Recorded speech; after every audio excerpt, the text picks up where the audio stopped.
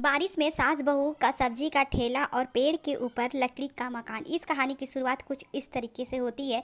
आशा और विनोद दोनों सब्जी का ठेला समेट रहे थे क्योंकि जोरों की बारिश शुरू हो चुकी थी और बाकी मार्केट में जितने भी सब्जी वाले थे सभी लोग अपना अपना सब्जी समेट लेते हैं घर ले जाने के लिए।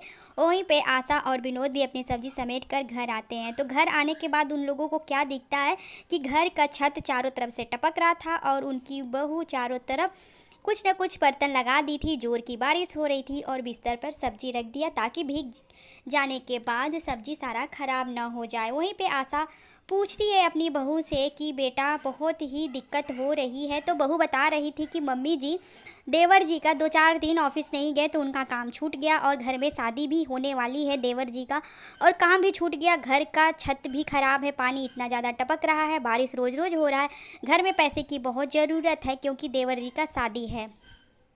आशा बोलती है कि तुम सही कह रही हो बहू। अगला दिन होता है।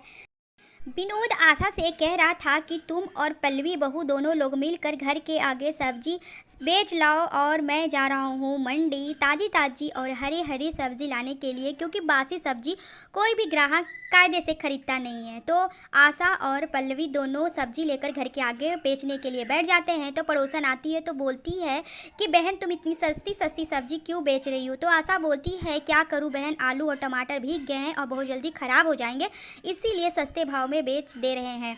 तभी वहाँ पे विनोद सब्जी का ठेला लेकर के आ रहा था और रास्ते विनोद का ठेला एक गाड़ी से टकरा जाता है और विनोद का एक्सीडेंट हो जाता है और उसे हॉस्पिटल में एडमिट करना होता है क्योंकि उसके दोनों पैर में चोट लग जाता है। पड़ोसन आकर आशा देवी को बताती है तो भागकर पूरा परिवार जाता है और विनोद का ट्रीटमेंट कराता है। जब ट्रीटमेंट हो जाता है तो विनोद को लेकर के सभी लोग घर आते हैं। तो आशा देवी बोलती है कि घर में मुसीबतों का पहाड़ आ गया है। एक तो बारिश शुरू हो गया, सब्जी कायदे से बिक नहीं रहा, छत टपक रहा और ऊपर से घर में राहुल की शादी भी है। तो राहुल बोलता है कि माँ, जब तक मेरी नौकरी नहीं लग जाती तब तक मैं कोई भी छोटा मोटा काम कर लूँगा ताकि घर में 2-4 पैसे आए तो कुछ सहारा होगा। तो आशा देवी बोलती है हाँ बेटा तुम बिल्कुल सही कह रहे हो।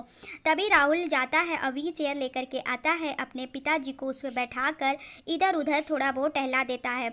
आशा और पल्लवी दोनों लोग घर के आगे सब्जी का ठेला लगाते हैं और राहुल जाकर अपना काम कोई खोजता है लेकिन उसे काम मिलता नहीं है। रात को बारिश बहुत ज़्यादा हो रही थी, शाम हो जाता है। घर आते आते सास बहू दोनों लोग पूरा भीग चुके थे और सब्जी भी सारा भीग गया था।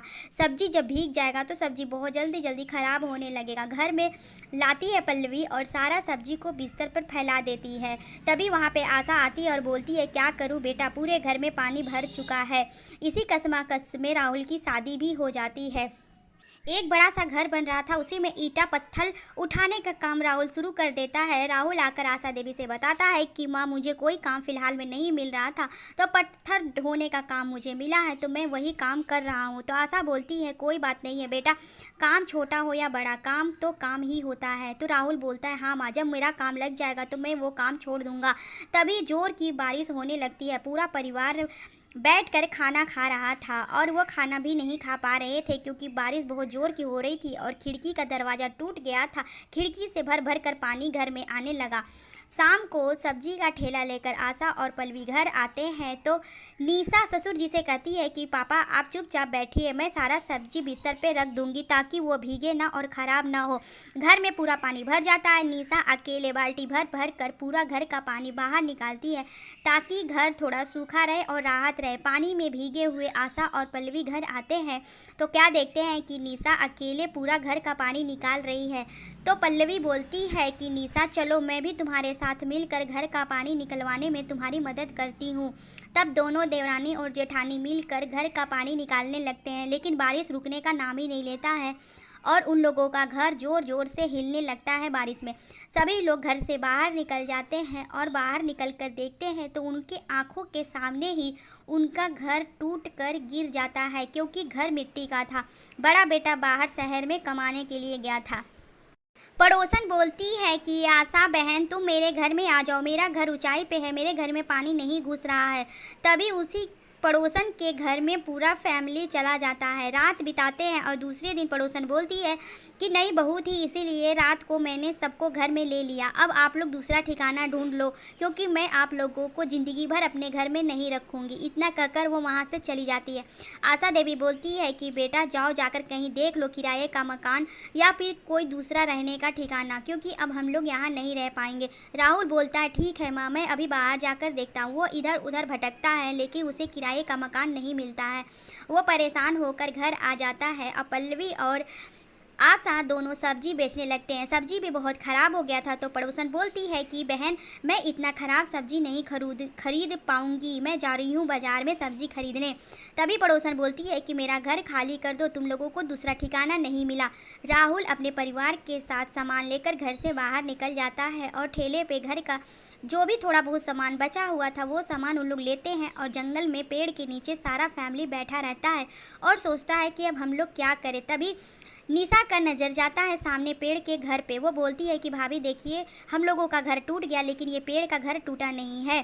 तो आशा बोलती है चलो हम सब लोग मिलकर पेड़ के ऊपर घर बनाते हैं। दोनों बहुएं और बेटा तीनों लोग मिलकर घर बनाना स्टार्ट करते हैं। तो विनोद बोलता है कि मैं बैठे बैठे लकड़ी को जोड़कर सीढ़ी बना दूंगा। दोनों बहुएं मिलकर लगातार 10 दिन मेहनत करते हैं। उसके बाद उन लोगों का पेड़ का घर बनकर तैयार हो जाता है। एक घर पेड़ के ऊपर बनता है और एक घर पेड़ के नीचे।